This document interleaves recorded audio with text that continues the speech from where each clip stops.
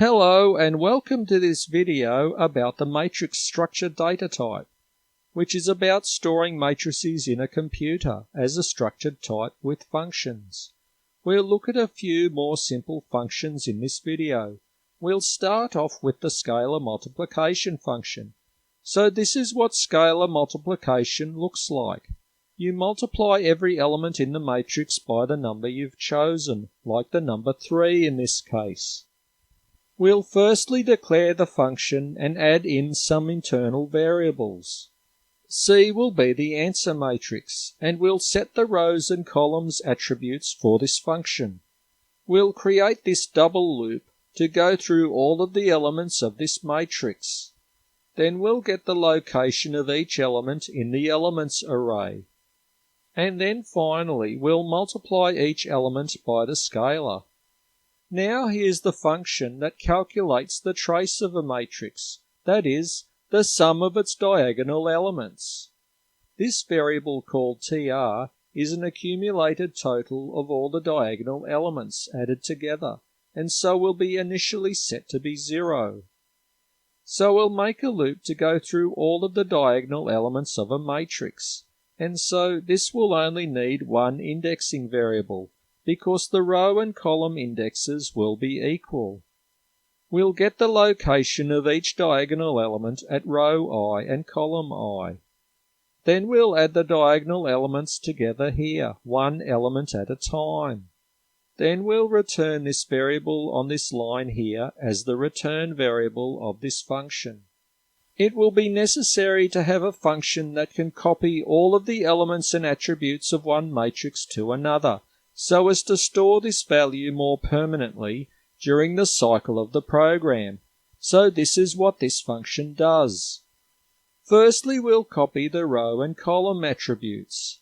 Then we'll create a loop to span all of the elements of these matrices. Then we'll get the location of each of these elements in the array, and then copy each element from one matrix to another. Now to create the round matrix function. Sometimes after a calculation, the elements that should be 0 are made equal to a very small number that isn't 0 because of numerical errors in the calculations. But we need these numbers to be equal to 0 so that the functions that check for elements being equal to 0 will work.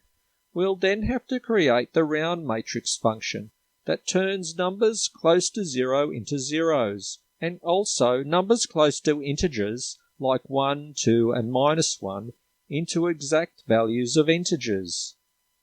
So we'll firstly declare this function and create a loop in it to go to every element in the matrix that we're rounding. We'll then perform this floor function on this element to round it equal to 1 or 0, and then store it back into this array. Now for this function that we already used but didn't declare an actual function for. It's the function that can tell if a matrix is square or not. It only needs one internal variable that we'll return as the return variable of this function. We'll initially set this variable to be 1 or true and look for conditions that will make it false. Its number of rows must be equal to its number of columns, and if it isn't, this variable will be made equal to 0 or false. So then we'll return this variable as the answer to our function. Now for a function to tell us whether these two matrices A and B are equal to each other, that is, that they contain exactly the same information as each other, we'll declare the function with its internal variables. We'll assume that they are equal and try to find some differences that make them unequal to each other. If they don't have the same number of rows and columns, then this is enough to cause them to be unequal. We'll set the equal variable to be 0 or false, and then return it straight away. If they have the same number of rows and columns, then we'll make up this double loop to check every element of theirs, to find two elements in the same location that are unequal.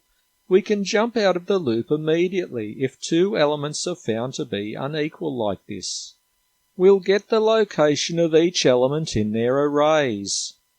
And if we find two of these elements are unequal, We'll set this Boolean variable to be false. We'll then return this Boolean variable saying whether or not these matrices are equal. These are some examples of upper and lower triangular matrices, and you can see where the zeros must go. So now to look at a function which returns true if a matrix is upper triangular. We'll firstly declare the function with all of its internal variables. We can return false immediately if this matrix isn't square. We'll set this return variable to be 1 or true, and search out an occasion for it to be false, like having a non-zero value under the diagonal where it shouldn't. We'll make up this special loop that looks at all of the elements in the lower triangle underneath the diagonal. All of these numbers should be 0. First we'll loop through all of the rows. Then we'll loop through all of the columns that correspond to these rows that are under the diagonal. We'll get the location of each element in the array, storing the elements of this matrix. If one of these elements is non-zero, then this matrix isn't upper triangular, and so we'll set this return variable to be false, and we can then jump out of the loop. And then finally, we'll return this Boolean variable as the answer to this function. And here's this similar function to check if this matrix is lower triangular. It is identical to the last function and differs only in this loop here, where the elements in the upper triangle above the diagonal are checked to be 0. Now to create functions to construct upper and lower triangular matrices to test them. We'll start with the upper triangular matrix. We'll declare the function with its parameter variable and internal variables. This function will create a random upper triangular matrix. This parameter variable n is the number of rows and columns of this matrix. It will be a square matrix, so its rows and columns will be equal. We'll set every element to be 0 because this seems to be the fastest way to make this matrix. We'll make this loop to set every number along the diagonal and above the diagonal to be a non-zero number. We'll use a random number function here to get a random number to put into this location.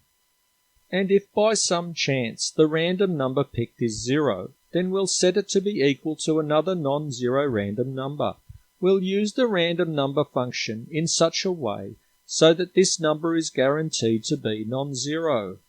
Then we'll insert this number into the matrix at this location in the matrix, given by I and j.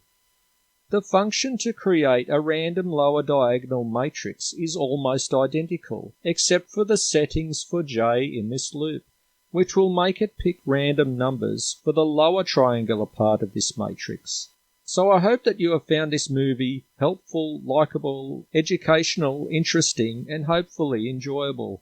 Please click like and subscribe if you did. Feel free to share this video. Please leave some helpful thoughts in the comments. And thanks a lot for watching.